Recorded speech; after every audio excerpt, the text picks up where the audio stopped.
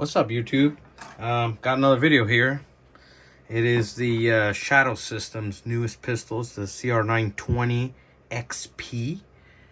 This thing is it's beautiful.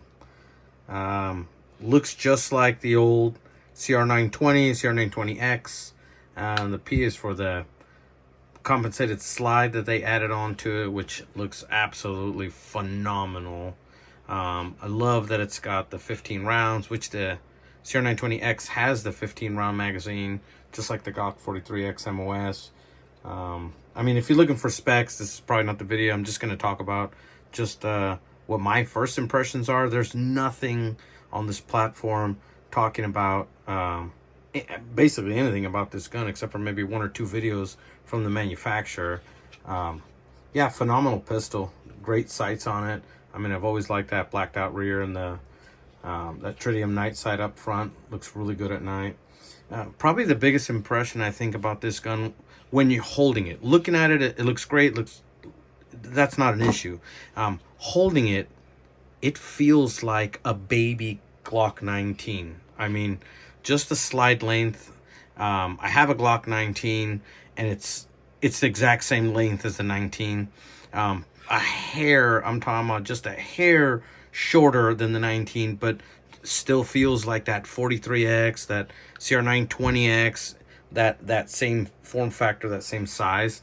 I run this in a Harry's holster. It's a Harry's concealment holster. These holsters are phenomenal. If you're in the market for a holster, I mean, these are about 120 bucks. No, they're about 100 bucks. I don't find any coupons on these pretty often. This one's called a Shorty. So this basically what this holster does is it's got a built-in wedge, built-in wing right here. So you've got your belt that goes in here and pulls it towards your body. Phenomenal. This is for 43X. I had to heat up the outside and the inside part of the holster just to stretch it out just a little bit so it fits, but perfect retention. I mean, great holster overall. I replaced this CR920X with my Hellcat Pro. That's what I'm currently running right now. I was going to get the comp version, but I didn't see too much of an upgrade there. I run that one also in a Harry's holster, and I'll show you this little divot here in just a second. But yeah, that's what I was running before. I usually run a gas pedal on some of the pistols.